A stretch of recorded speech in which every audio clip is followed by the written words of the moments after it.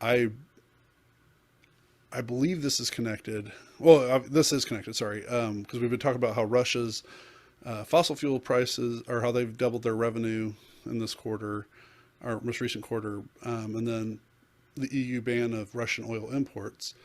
But a different kind of oil has gone down 25% from Ukrainian exports, and that would be cooking oil.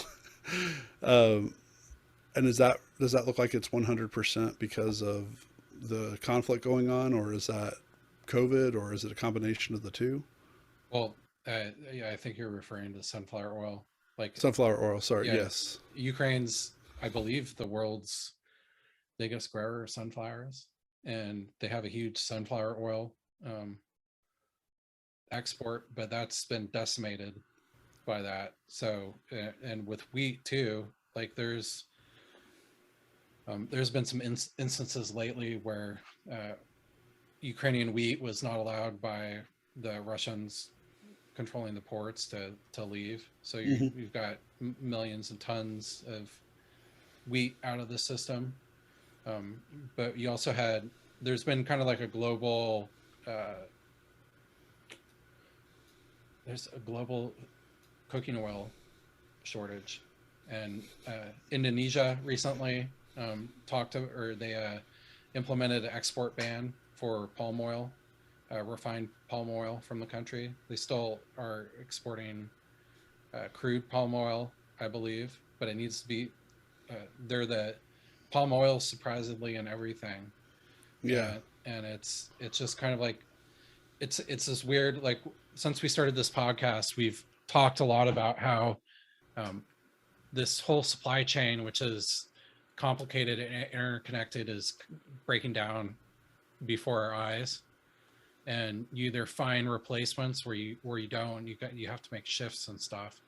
Um, I think it would be a well, so Christy's cousin is a in food science, and you know, maybe this is something I should talk to her about. But I think it's really a interesting time to be in the situation where um, I wonder if products are going to taste different and stuff like that, Oh just yeah, because yeah, you just can't get stuff. So absolutely. Well, there's makeup products and stuff that are, because the certain chemical that's needed to make like a certain brand.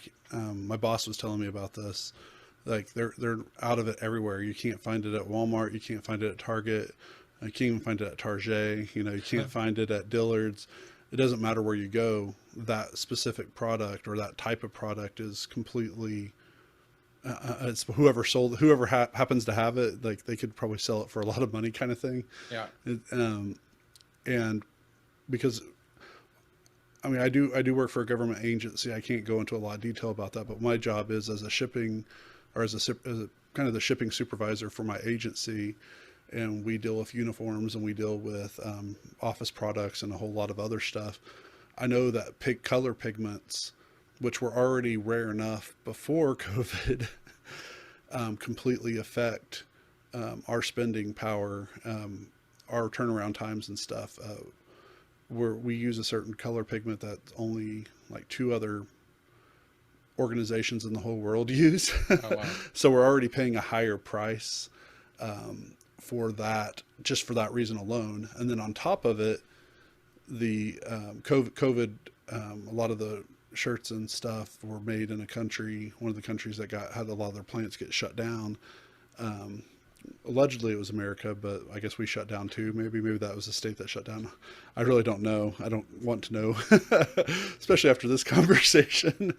Um, so I ordered clothes, or my department ordered clothes in late October, and we were told 6 months to a year. Well, it's now over 6 months, and they still don't have a time frame.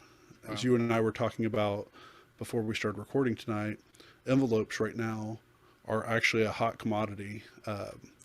The price, if you can find envelopes of people that actually deliver, they're about 600% more expensive than they were, um, well, in early February.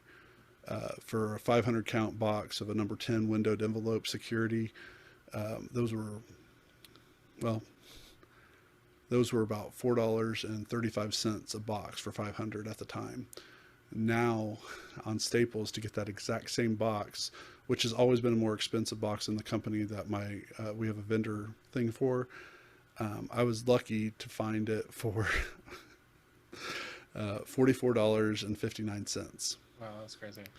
And I said 600%, but that's based on something that was coming out in March. Yeah, the prices have gone up, and they actually went up. I think it was 6 times in mid-April, and then just since May has started, it's gone up another few times percentage-wise. So last year, I know Oklahoma specifically got hit with the styrofoam shortage, and everybody was freaking out about, because Oklahoma, for those of you who are other parts of the world, Sonic drive-in is like one of Oklahoma's brands. Yeah. and they're famous for their stupid Route 44s and all their styrofoam. And they spend a lot of money. A lot of the money you spend for those sandwiches are for the styrofoam, not for anything else. Having been a former Sonic employee, I make fun of them as much as possible. But Oklahoma had a shortage. I'm sure most of the country did if Oklahoma had a shortage. And restaurants were giving out paper cups, or they weren't even doing cups at all. You're just like, well, I want something to drink. Well, that stinks. So bring your own. Yeah, I tried that. They didn't like that very much. Apparently bringing a 64 ounce or 120 8 ounce container isn't what they want whenever it's supposed to be like whatever.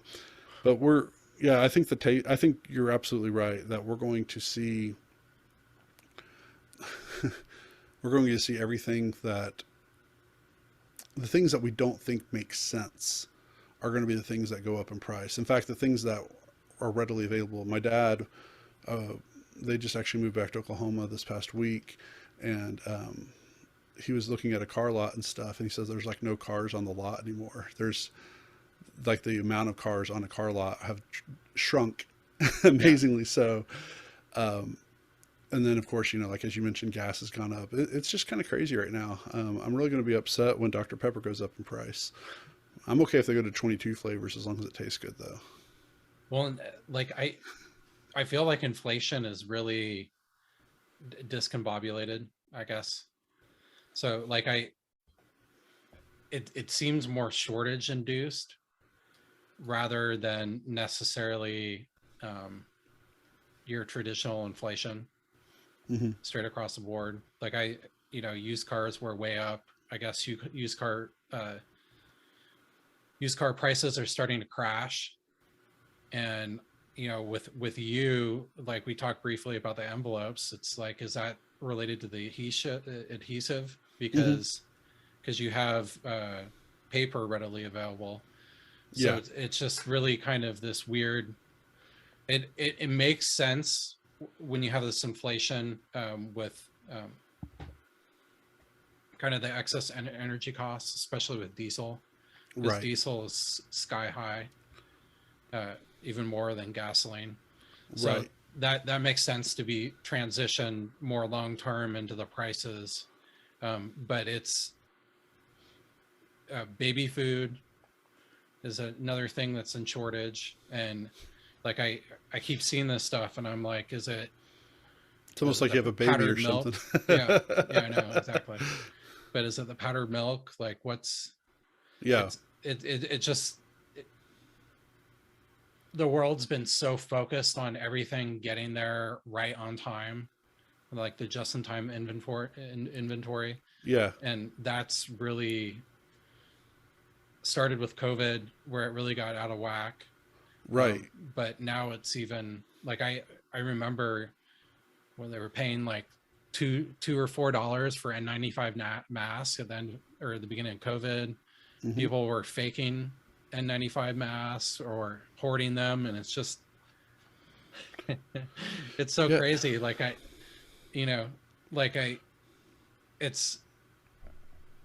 we've talked about this, we expected it to happen, but it just seems but even expecting it to happen just and living it are two different, like I might predict somebody wins the NBA championship this year, but to actually see it happen, it's like, whoa, wow, they actually did